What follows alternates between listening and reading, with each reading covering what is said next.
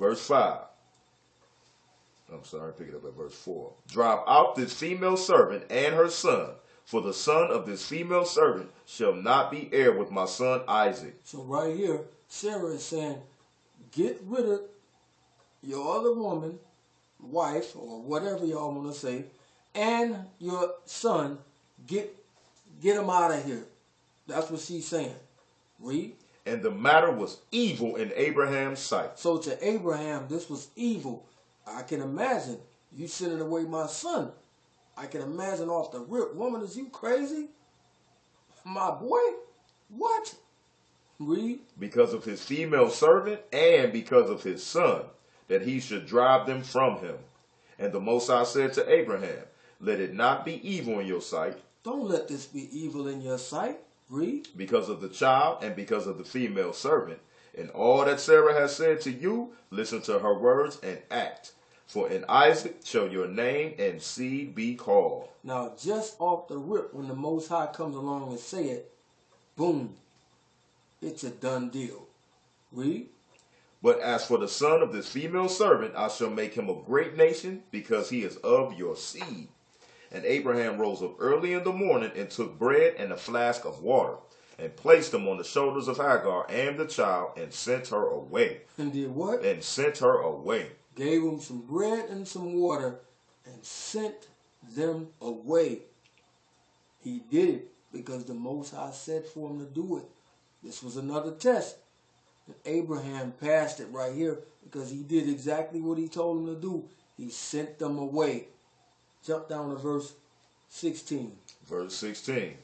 And the prince came and said before the Most High, see, Abraham loves Isaac his son, and he delights in him above all other matters. So right here, the same thing that was happening with Job is happening with Abraham right here. Read. Command him to offer him as a burnt offering on the altar, and you shall see if he shall do this command, and you shall know if he is trustworthy in all which you try him. And all which you do what? In all which you try him. Read on. And Yahuwah knew that Abraham was trustworthy in all his afflictions. So right here, he knew that Abraham was trustworthy in all his afflictions. Read. For he had tried him through his land. Tried him through his land. And with the scarcity of food. Scarcity of food. And tried him with the wealth of kings. Tried him with his wealth. Read. And tried him again through his wife. Through his wife. Same thing he got with Job. Tried to make Job curse the Most High. Say, just go ahead and do it and die. Read. When she was taken, and with the circumcision, and had tried him through Ishmael. And tried him through sending Ishmael away, and all of these things, he passed it. This is why it says, it starts off with the God of Abraham, Isaac, and Jacob, because Abraham kept the charge. When Noah had it, he told him, when Adam had it, don't eat from this tree. Went right and did it. Soon as they got through the flood, Noah did what? Went and got drunk. Abraham kept the charge though. Verse 18. And in all in which he had tried him, he was found trustworthy. He was found trustworthy. And his being was not impatient, and he was not slow to act, for he was trustworthy and loved Yahuwah. And loved the Most High. Now, if we were to keep going into this story, you'll know that he indeed went to offer Isaac as the sacrifice. Now, on the side note, if y'all got understanding, you'll know that this is the parallel of the Messiah and the Most High. The Father sacrificing the Son. But that's a whole different lesson. So, we'll get to that one day. Let's go to Ciroc 30 and 1. Now again, we've been in the furnace of affliction pretty much our whole lives. Being quote unquote black people, we know we don't get to get in time out. Well, we didn't get to get in time out when we was kids anyway. Nowadays, we got some of our people doing some of this stuff. Time out. So we're going to show you.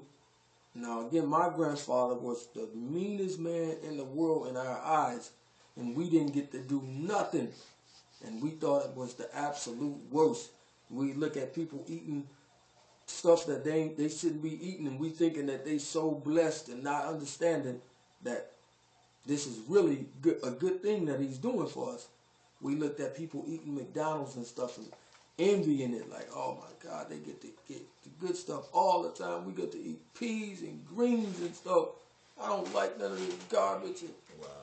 Actually a good thing. We couldn't see it at the time, but it's actually a good thing. So read this Ciroc 30 and 1. The book of Ciroc, or Ecclesiasticus, chapter 30 and 1. He that loves his son causes him often to feel the rod. How often? Causes him often to feel the rod. Once a year.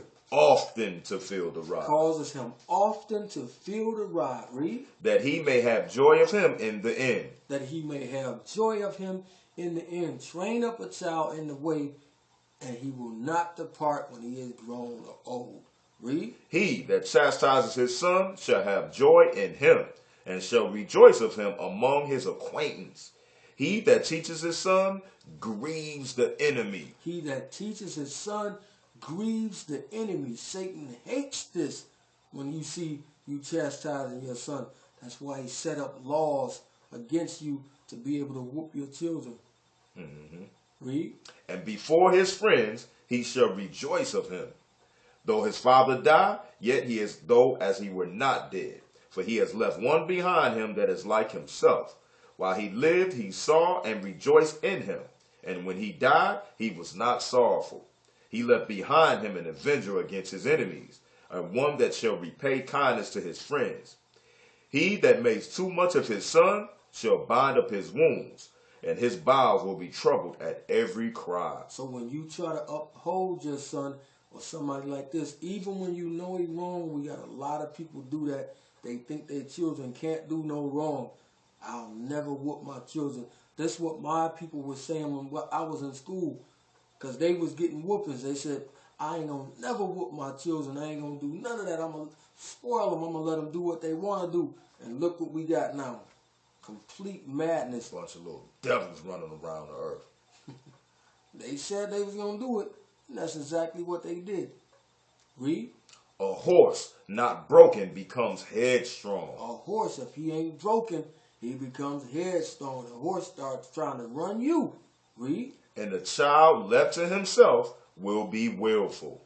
Read. Conquer your child, and he shall make you afraid. Play with him, and he will bring you to heaviness. So right here, play with him, and he will bring thee to heaviness. So you got to know how to, that's that thin line.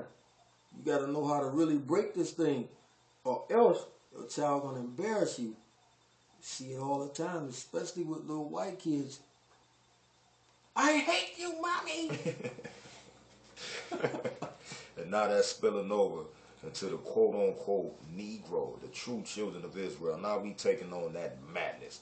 Our kids running around saying the same things that they say to these Gentile nations. Time out. Exactly. I want a divorce from my mama. Divorce this belt from your behind. Read. Verse 10. Laugh not with him, lest you have sorrow with him, and lest you gnash your teeth in the end. Give him no liberty in his youth. Give him no freedom in his youth. Read. And wink not at his follies. And wink not at his follies. When he do something wrong, put that belt on his behind. Tear him out the frame. But now you got Israelites making videos on YouTube, got their children smoking weed, drinking, and they laughing at that foolishness. Exactly. Laughing at their children's follies. Got their little girls sliding up and down poles, dancing to nasty music. It's disgusting, man. The way that these people is going, following the ways of the nations. Read. Bow down his neck while he is young, and beat him on the sides while he is a child. Do what to him? And beat him on the sides while he is a child. Read. Lest he wax stubborn and be disobedient unto you, and so bring sorrow to your heart. And bring sorrow to your heart. Read. Chastise your son, and hold him to labor. Chastise your son. Hold him to labor. Give him some chores. Give him something to do. Don't just let him sit around and play no video games all day. Give him something to do. Chastise him. Read. Lest his lewd behavior be an offense unto you. Lest his lewd behavior be an offense unto you. So right here, we know that the Most High had to be black. Because that's telling you. And the Messiah, this telling you right here. Because if this was somebody else, it would have said, and when Billy acts up, put him in timeout. Put him in the corner. Surely he will straighten up. No. Absolutely not. Madness. Let's go to, matter of fact, 2 Maccabees 6. 2 Maccabees 6 and 12. And why was that brought out for the children? Elaborate on that. Tell him why. Tell the people why you brought that particular thing out. Because, like we were saying earlier, a lot of the parents is not exercising this. Right. They doing the timeout methods. Exactly. And it don't work. This is why it's so bad right now, because nobody is exercising this. Only a couple of people, and then the kid going to school and saying stuff. Well, my mommy whooped me with the belt. She did what? Then you get the protective custody, whatever they call, coming out to the house, trying to investigate you, take your children away from you. Exactly. But the thing is put them through that furnace of affliction when they out of control, to purge them. Like my aunt was saying. So 2 Maccabees 6 and 12. The book of 2 Maccabees, chapter 6 and verse 12. Now I beseech those that read this book. I beseech those, I beg those that read this book, read. That they be not discouraged for these calamities. That don't be discouraged when these calamities come on you, read. But that they judge those punishments not to be for destruction, but for a chastening of our nation. But for a chastening of our nations, furnace of affliction. Don't get discouraged when these things come upon you. Don't do like the atheists. And as soon as something pop off, oh, if it was a God, he wouldn't do this to us. Right. You know, it ain't no God, you know what I'm saying? Look, David did what he did. He did it. But who took it? The child died. Now, we know that we would rather the pain come on us than on our children. So, this is how the Most High works. He says, to the third and the fourth generation. Visiting the sins upon the fathers. And, that's what it says. And was that Exodus 20 and 5. Read. For it is a token of his great goodness when wicked doers are not suffered any long time, but forthwith punished. For not as with other nations, whom the Most High patiently forbears to punish, till they be come to the fullness of their sins, so deals he with us. So right here with the other nations, he don't punish them right away. He let it get all the way to the tip top and then get them. It's no way, it's no time when he get them. They don't got no time to repent because he waited and let it get all the way there. He get us all the time though, so he don't get too mad at us. Read. Lest that being come to the height of sin, afterwards he should take vengeance on us. And therefore he never withdraws his mercy from us. And though he punish with adversity, yet does he never forsake his people. Yet does he never forsake his people. So right here, we see it again. He don't forsake his people, but the other nations, he get them ASAP. I mean, he get us all the time. But he let their sins build up. So when he finally get them, it's not going to be pretty for him. Let's go to Daniel 12.